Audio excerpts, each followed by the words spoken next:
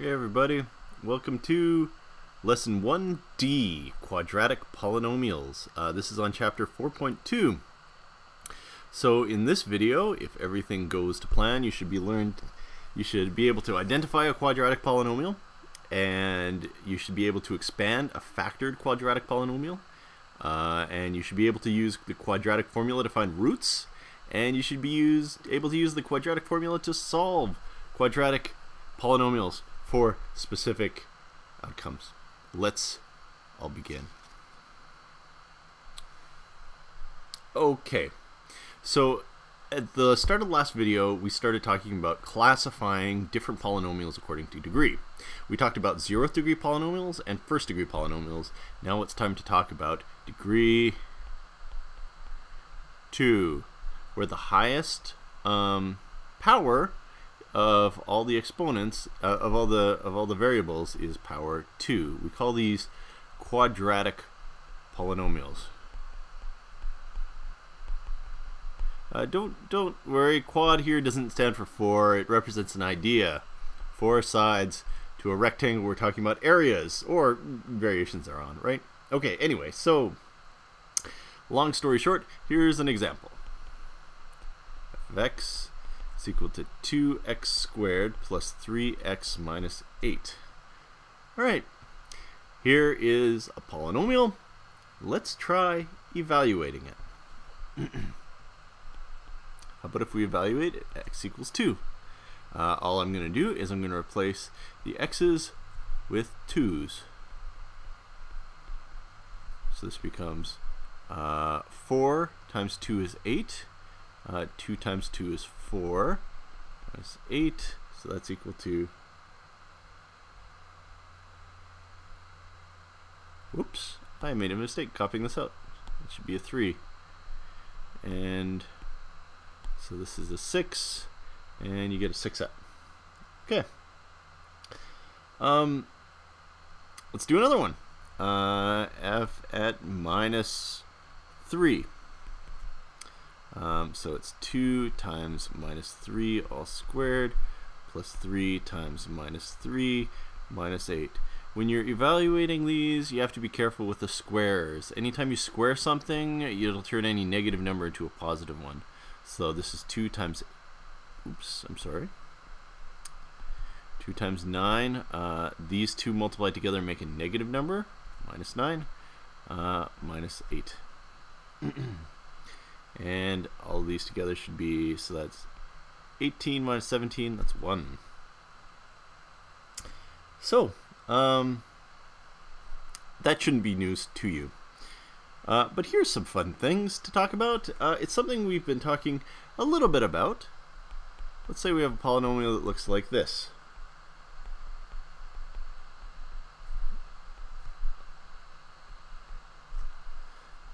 There's actually a ton of different ways that you can write a polynomial, quadratic polynomial. Well, any polynomial. Write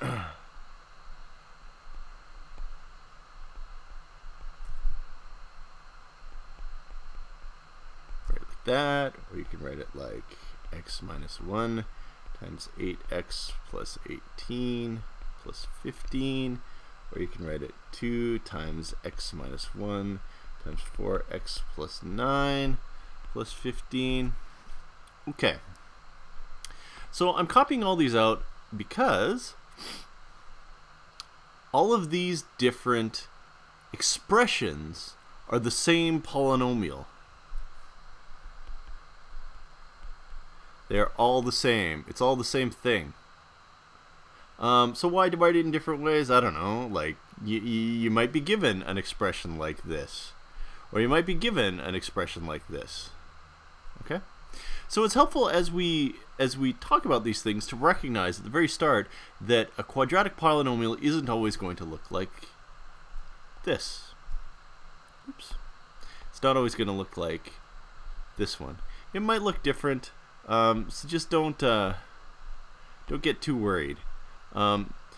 The trick here, though, is that if you want to recognize that it's a quadratic polynomial, you might have to expand your factored form. So for example, here we go. Let's multiply this out. 2x times 4x plus 3 times, oops, hold on.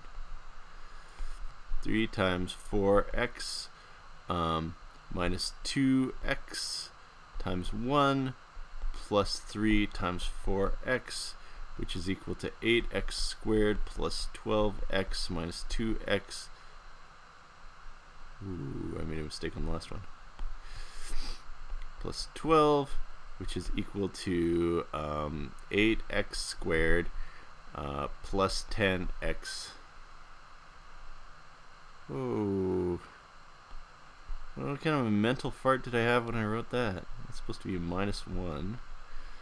At an earlier video, I cautioned you that you should probably be writing out the expansion of polynomials the way I just did, where you multiply everything out explicitly. And the reason here is that it makes it much easier to catch your mistakes. Okay, right. So my point is, if you expand these polynomials, you get expression that's literally this. All right, so all of these different polynomials that we saw are just the same polynomial rewritten in different ways. Okay. So, and there's actually like an infinite different number of ways I could write a rewrite the same quadratic. So of all these, there are some forms that are more useful than others. So there are some forms that we see more commonly than others. We call this one the fully factored form. Nope, we call this one, sorry, I'm looking at the wrong note. We call this one the fully expanded form. And we've talked about the fully expanded forms of polynomials before on other videos. That one's fully expanded. We call these two are called fully factored. When you factor a polynomial, you write it in terms of two or more smaller polynomials that are multiplied together. Okay, so that's the case with this. These expressions also have two polynomials that are multiplied together. These ones aren't fully factored. And the reason they're not fully factored is because there's some other stuff here that you're adding to the two things that are multiplied together. So if it's fully factored, it's written as two things that are multiplied together with nothing else. Okay? So in this case, there's two things that are multiplied together, this and this term multiplied together. Nothing else is being added to it. That's what it means by when we say it's fully factored. Okay? So I don't know what you call these other ones. These ones are partially factored other forms. They're fun, but you know. Okay, so the idea here is that regardless of the form you're given, you can get back to the fully expanded polynomial just by expanding and simplifying. We've talked about that at length in another video. So before we go any further, I want to emphasize a point. It's a point I made on previous videos, but it's something I really want to make a point of, which is that fully expanded has its uses. You can tell what the degree of the polynomial is really easily. There's other things you can tell right off the bat from it. Fully expanded is a pretty useful form for a polynomial to have, but fully factored is also pretty useful. And one reason it's useful is that it makes it really easy to figure out what the roots are, right? So in other words, figuring out what the roots of this expression are, that's kind of a complicated deal. But I can tell you what the roots are of this expression quite easily. The roots are the values of x where the total thing is going to come out as 0. And so one of the roots is the one that's going to make this term 0, because if you multiply anything by 0, you get 0. And the other root is the one where this one goes to 0. So the roots here are going to be minus 3 over 2 to make the first one 0, and 1 over 8 to make the second one 0. If x is either of these values, the function's output is going to be 0. So this particular fully factored form is really useful for that.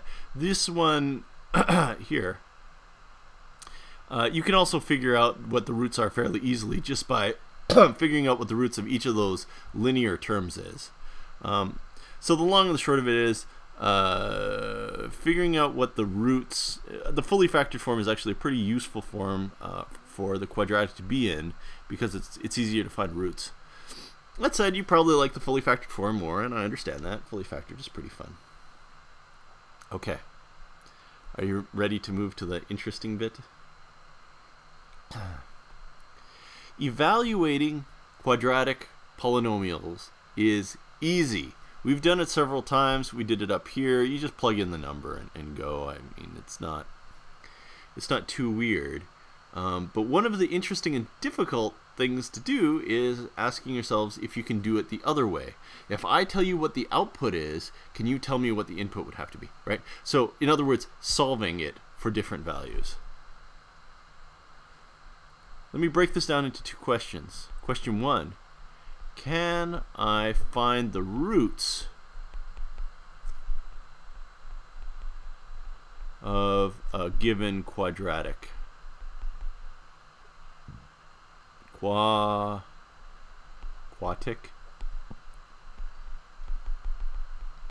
And the second is, can I solve a quadratic for a given value? And the answer to both these questions is yes. And actually, we're going to use a very similar technique for both. Solving these types is only slightly more difficult than solving these types. So we're going to talk about the roots first.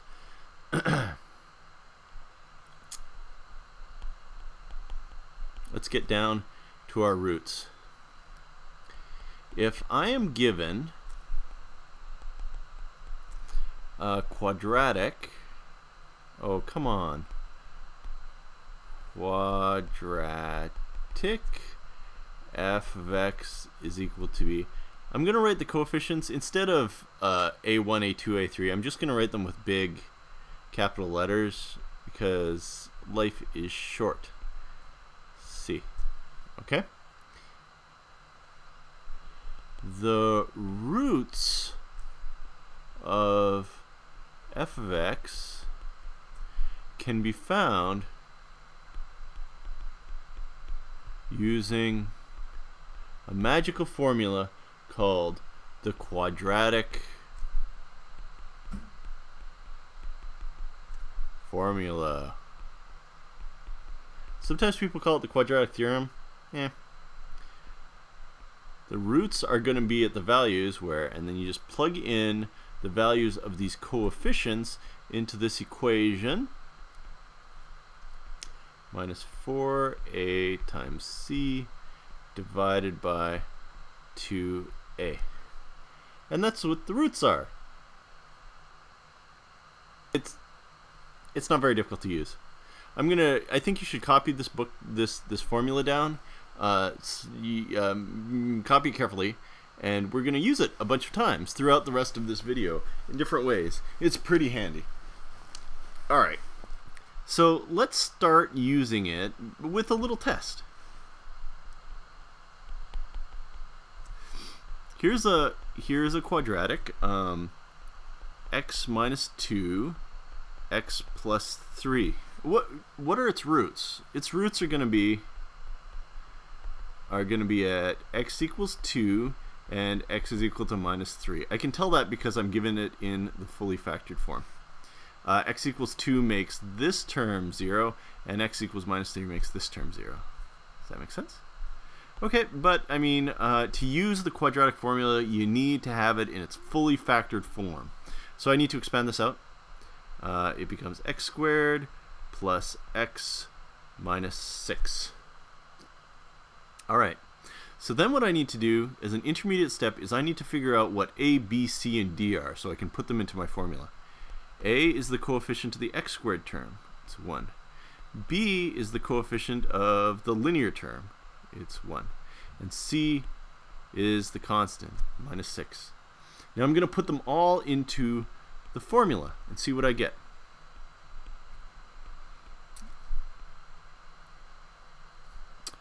So it's b squared, 1 all squared, minus 4 times 1 times minus 6. There's a lot going on this particular equation, So what I generally do is I start by writing everything out like this, and then I simplify things as far as I can, and then I deal with the fact that it has this very weird symbol in it. Okay? So we'll deal with that next. First, I'm going to simplify things a little bit. So as you know, with square root functions, you pretty much can't do any more simplifying. You just have to throw together everything you can under the root. So I'm going to calculate that number. This becomes 1 plus 6 times 4 is 24 divided by 2, and then that's minus 1. I'm just going to recopy this plus minus symbol. Square root 25. That is something on my calculator. Minus 1 plus or minus 5. You stick it in the calculator, it's 5, 2. All right.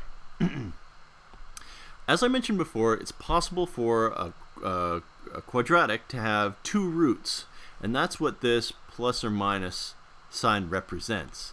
Essentially, there's going to be two versions of it. There's going to be the positive root and the negative root. And by positive and negative, I don't mean one's a positive number and one's a negative number. It might be the case. What I'm talking about, though, is this particular symbol here. So what you're going to do at this point in time, now that you've simplified it a bunch, is recopy it, but replace that symbol with only a positive sign or a negative sign. So in the positive one, it's minus 1 plus 5 divided by 2. In the negative one, it's minus 1 minus 5 divided by 2. And then you simplify the numerator, so that's 4 over 2, and that's equal to 2. And you simplify the numerator, minus 6 over 2 minus 3, just like we said. So you can use the quadratic formula to figure out what the roots of a quadratic are. Does that make sense? All right.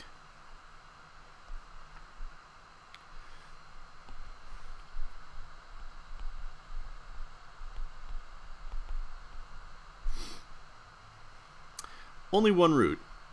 Sometimes there's only one root. It happens. Here, I'm going to start it us in our fully factored form. Completely factored, squared. Okay? So there's only one thing that can make this 0, and that's the root at x equals minus 6. Still, I want to get practice in for my quadratic formula, so I'm going to expand this out. X squared plus 12x plus 36. Now I'm going to use the quadratic formula. A is equal to the coefficient here, that's 1.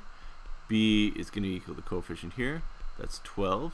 C is going to be the coefficient here, that's 36. Now I'm going to put it into the quadratic formula. Minus B plus or minus square root. You square B. You might want to use your calculator. 144 minus 4 times 1 times 36, all divided by 2 times 1.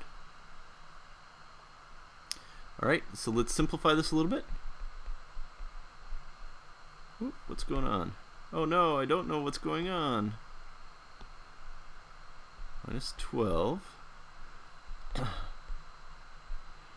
144 minus 144. Oh, minus 12 plus or minus 0. The square root of 0 is 0. So there's only going to be one answer from this because the plus or minus terms are both 0. Oh no. Whoa. Hey, pen. Why'd you just die? Okay, it didn't die. It's just taking a break. Minus 6, just like before. Oops, sorry. Boop, boop. Okay, so sometimes there's only one root. Sometimes there is only none root.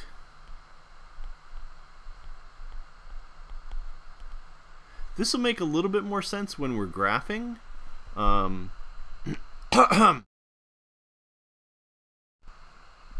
So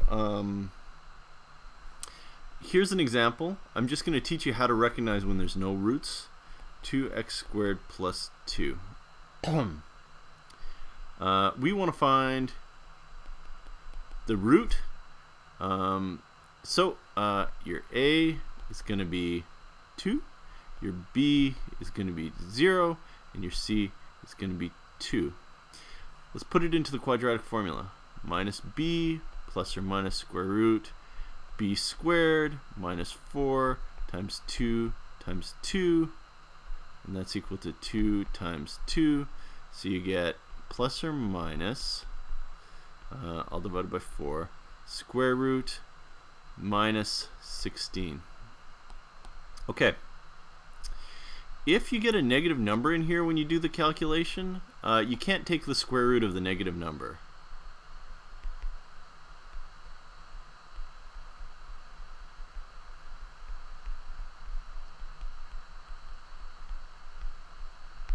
You're not allowed to take the square root for negative numbers. We'll talk about a little bit about that in the future class. But the long and the short of it is, it's called an imaginary number. It doesn't exist. So there's no roots. The way to figure out if there's no roots is to plug in all the numbers, and if this thing turns out to be a negative number, there's no roots. That's how you check. Okay? Okay, so solving for roots is the only thing the quadratic formula is good for. It only finds roots, doesn't find anything else. That said, oh no, things are getting weird. I think it's because my hands are all sweaty. Gross. Okay.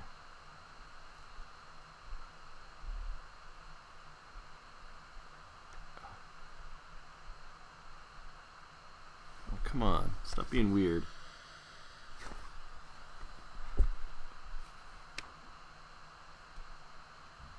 All right.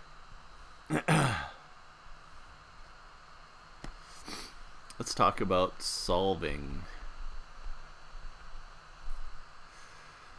So, somebody might give us a quadratic polynomial.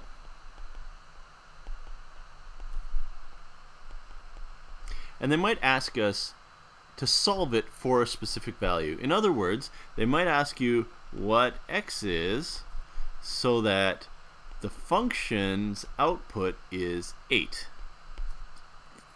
How are we going to do that? So, well, essentially, how did we do it with linear equations? With linear equations, we said, okay, this is an equation. It's me saying that there are two different things. One of them is an expression involving x, and the other is a number, and we're saying that they're equal. That's an equation. And so in the last one, the first step was to rewrite it. Replace the name with the expression for the polynomial, for the quadratic. And then when in linear equations, I used algebra to solve for x. So the bad news is, how do you solve for x? I don't know. It's tricky. There's nothing you can really do. I'll talk you to you in the next video why taking the square root of both sides won't work. There's just nothing you can do to this. Can we use the quadratic formula? No, the quadratic formula is only for figuring out when the output of this is 0. Now the output's 8. Quadratic formula can't tell us anything about it. But I can be very clever. Watch me be clever. I'm going to make the right-hand side equal to 0. So I'm going to subtract 8 from both sides.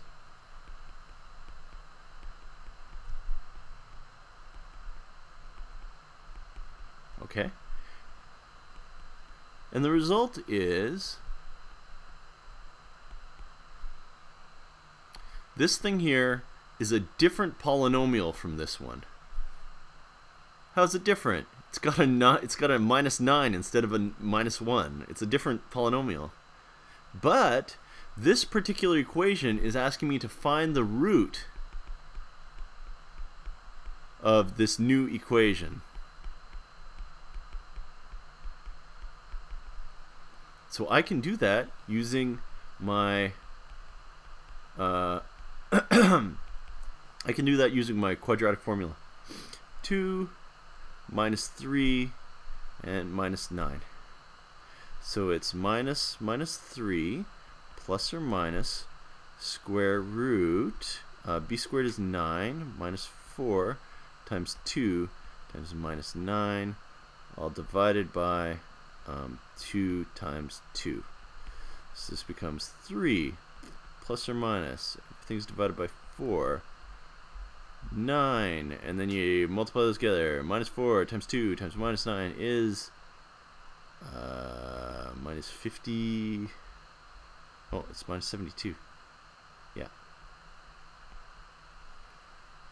Actually, it's plus 72 because the minus signs cancel out, which becomes 3 plus or minus square root. This becomes 81. And in 81, you can take the square root of that, and it's 9. So the positive root is going to be 3 plus 9 over 4, and the negative root is going to be 3 minus 9 over 4, and this is equal to 12 over 4, which is plus 3, and this is equal to minus 6 over 4, which is minus 3 over 2. Minus 1.5. Let's call it minus 1.5.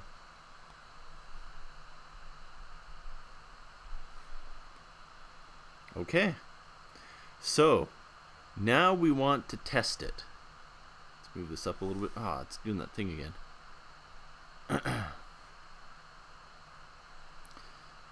Okay. Let's check the values that we got. What if I put 3 into the thing, to the expression? 3 minus 3 times 3 minus 1. So this is equal to 18 minus 9 minus 1. That's equal to 8. Yeah. So this is definitely a solution. What about the other one? Minus 1.5. So this is 2 times minus 1.5 all squared. Minus 3 times minus 1.5 minus 1. You put this into your calculator and you get 8. So just like there were 2 roots, in this case there are 2 there are 2 solutions. That's fun, right?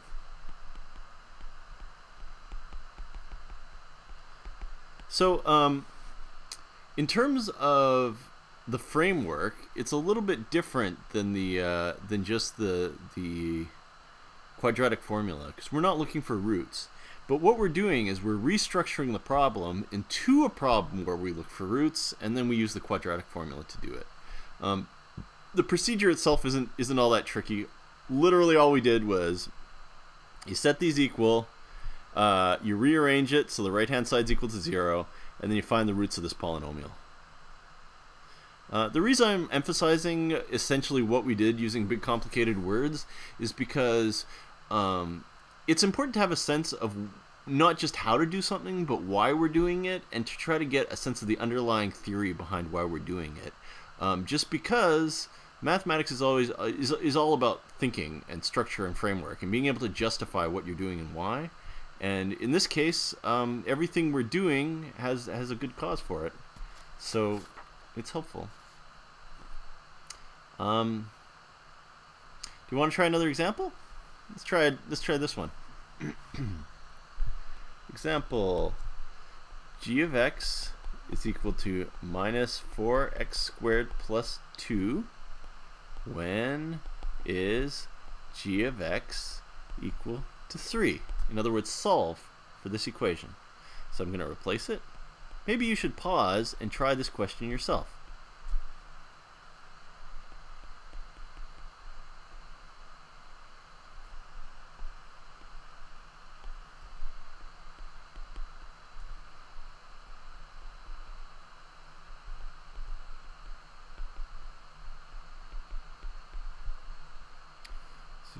Plus or minus square root 0 squared minus 4 times minus 4 times minus 1, all divided by 2 times minus 4, which is equal to plus or minus square root minus 36. divided by minus 8. Oh geez, look. Square root of a negative sign. So there are no roots for this equation, and that means that there are no solutions to g of x is equal to 3. Well, that's fun. We put together all these different ideas, and essentially just using the quadratic formula, we learned how to deal with quadratic equations. Quadratic formula is a formula you use for quadratic equations. It's like how hair formula is a thing we use on hair. I don't know. So regarding quadratic equations generally, here's the medicine wheel. We can evaluate quadratic equation, quadratic polynomial, but we can also solve using the quadratic formula.